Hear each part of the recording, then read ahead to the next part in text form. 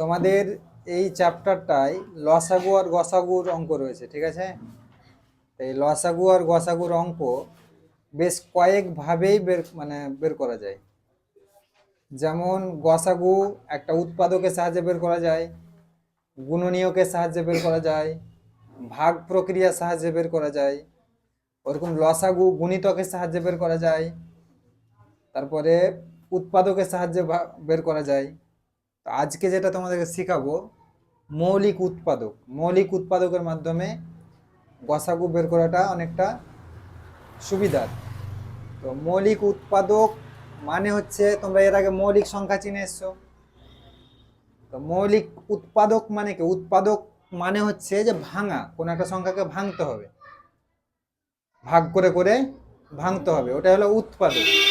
আর যেহেতু বলছে মৌলিক উৎপাদক, তার মানে মৌলিক সংখ্যা দিয়েই ভাঙতে হবে। তোদের এখানে 5টা সংখ্যা দিয়েছি উৎপাদকের জন্য, সবার করা হয়েছে? মিলিয়ে নিবি। মৌলিক উৎপাদক সবসময় মনে রাখবি। অনেকে কি করে, এখানে 24 আছে, 6 দিয়ে ভেঙে দিল। 6 তো মৌলিক সংখ্যা না, মানে যে সংখ্যাগুলো দিয়ে ভাঙবি সেগুলো মৌলিক হওয়া চাই। তাহলে আর ভাঙার সময় খেয়াল রাখবি, যদি সংখ্যাটা জোড় থাকে তাহলে আগে ওকে 2 দিয়ে ভাঙ। তো 24 জোড় আছে, তো আগে 2 দিয়ে ভাঙলে কত হচ্ছে? 12। আবার জোড় পেলি মানে আবার 2 দিয়ে ভাঙ। 6। আবার জোড় পেলি, আবার 2 দিয়ে ভাঙ। 3। তাহলে 24 সমান কি পেলি? 2 গুণ 2 গুণ 2 গুণ 3। এবার 36 জোড় সংখ্যা, মানে আগে 2 দিয়ে ভাঙ। এবার অনেকে কি করিস, বড় সংখ্যা ভাঙার সময় মানে বুঝতে পারিস না। ভাঙা মানে ভাগ, আগেই বললাম, ঠিক আছে? ভাঙা মানেই ভাগ।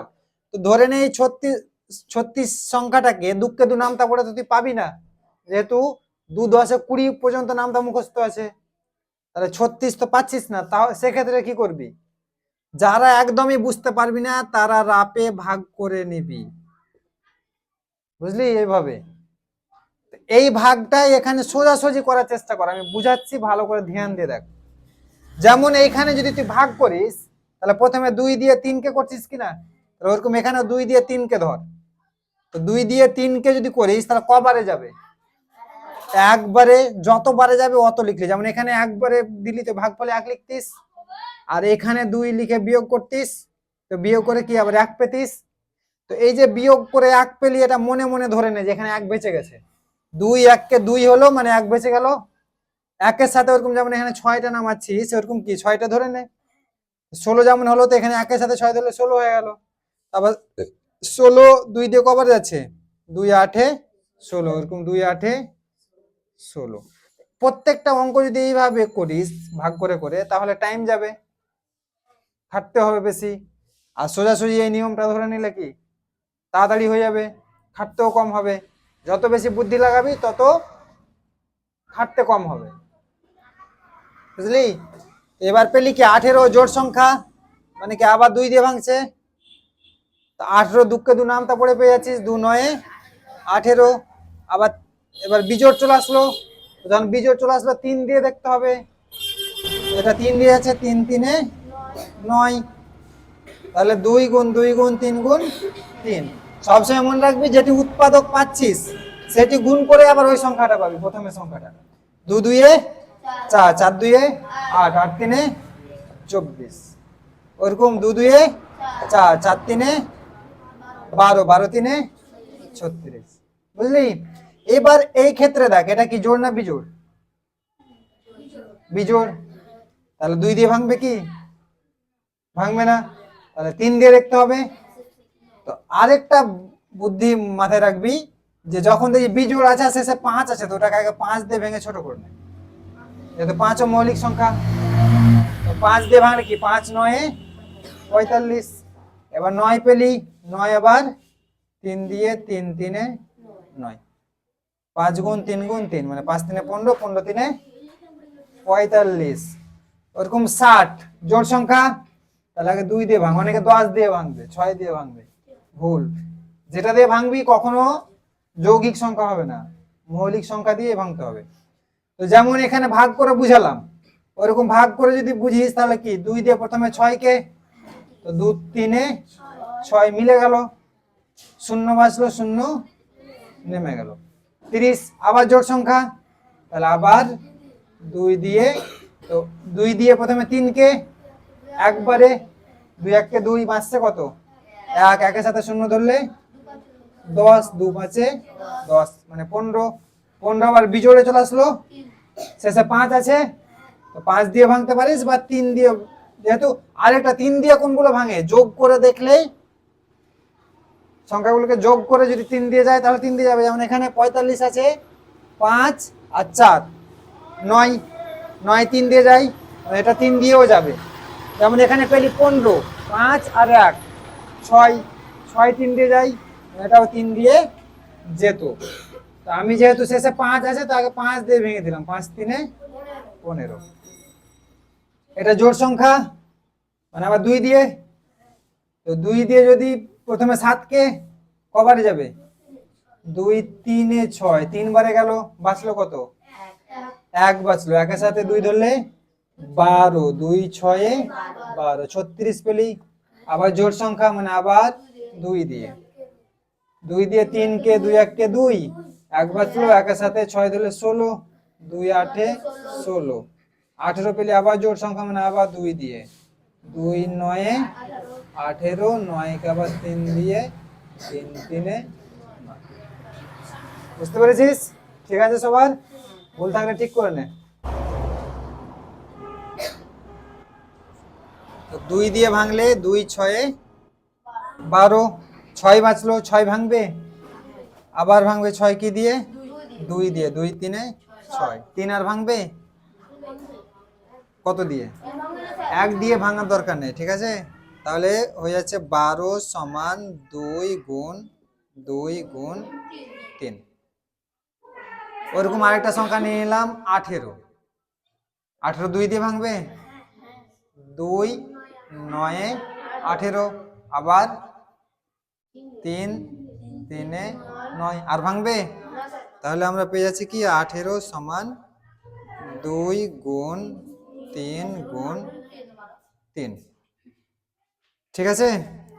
এবার এর উৎপাদকগুলোর মধ্যে মিলছে কি কি দেখো, 2 মিলল আর 3 মিলল, তাহলে 12 ও 18 এর গসাগু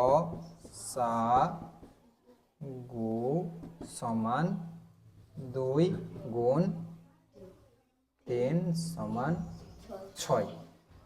আবার একইভাবে 12 ও 18 এর লসাগু সমান, তো লসাগুর ক্ষেত্রে কি করতে হবে, যেটা যেটা মিলল সেটা তো নিবই, এবার যেটা যেটা বেঁচে গেছে সেটাও নিয়ে নেবো, মানে 2 আর 3, যেটি যেটি মিলেছে ওখান থেকে একটা করে নিয়ে নিলাম, আর যেগুলো বেঁচে গেছে সেটা যা আছে তা বসে গেল, এটা গুণ করলে কত হচ্ছে, 2 3 6, 6 2 12, 12 3 36, তাহলে 12 ও 18 গসাগু কত, 6, আর 12 ও 18 লসাগু কত, 36। তোমরা পরে গিয়ে আরেকটা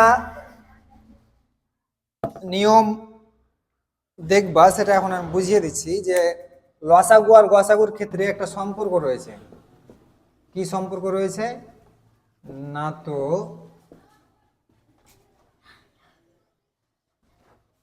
গসাগু গুণ লসাগু সমান সংখ্যা দুটির গুণফল। আমরা এখান থেকে বুঝে নিব কিভাবে গসাগু গুণ লসাগু সমান সংখ্যা দুটির গুণফল হচ্ছে। তো আমরা এখানে দুটো সংখ্যা নিয়েছি, দুটো সংখ্যার লসাগু আর গসাগু কত পেয়েছি, গসাগু পেয়েছি 6, তো এই সম্পর্ক অনুযায়ী কি আছে, 6 গুণ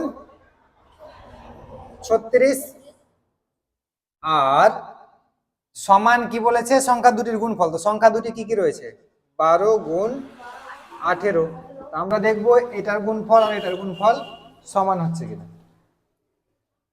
তাহলে 6 এ 6 এ 36 এ 6 হাতে 3, 6 3 18, 3 21। এখানে ওইরকম 12 18 10 180 আর 18 2 36, 180 আর 36 216। সবসময় মনে রাখবা দুটো সংখ্যা যদি থাকে তো দুটো সংখ্যার গুণফল যত হবে ওই সংখ্যা দুটির লসাগু আর গসাগুর গুণফলও ততই হবে। বুঝতে পেরেছো? তা আমি তোমাদেরকে এখানে কিন্তু উৎপাদক বুঝাচ্ছিলাম, তো উৎপাদকের মাধ্যমে আমি পুরো একটা নিয়ম বুঝিয়ে দিলাম যে কি করে গসাগু বেরোবে, কি করে লসাগু বেরোবে। আবার তোমরা এখানে আলাদা আলাদা ভাবে উৎপাদক করেছি, তো চাইলে একসাথেও উৎপাদক করতে পারবা। 12 18, তো 12 আর 18 যদি গসাগুর জন্য উৎপাদক করো তাহলে যদি সবগুলোই সংখ্যা যদি ভাঙে তাহলে ভাঙতে হবে, আর যদি না ভাঙে তাহলে ভাঙা যাবে না।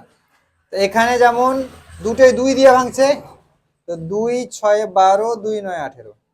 এবার দেখো এটা 2 দিয়ে ভাঙছে, এটা 3 দিয়ে ভাঙছে, তাহলে এখানে 3 দিয়েই ভাঙতে হবে। 3 2 6, 3 3 9। গসাগুর ক্ষেত্রে যে পাশে যে উৎপাদকগুলো পাবো সেগুলোই নিব, নিচের গুলো নেওয়ার দরকার নেই। তো এখানে পাশে কি পেয়েছি 2 আর 3, এই যে 2 গুণ 3 6। আর লসাগুর ক্ষেত্রে কি করব, উপর থেকে নিয়ে নিচ পর্যন্তই সবগুলোই নিতে হবে। যেমন 2 গুণ 3 গুণ 2 গুণ 3, তো 2 গুণ 3 গুণ 2 গুণ 3 মিলেছে। চাইলে একসাথে উৎপাদক করা যাবে, চাইলে আলাদা আলাদা ভাবেও উৎপাদক করা যাবে।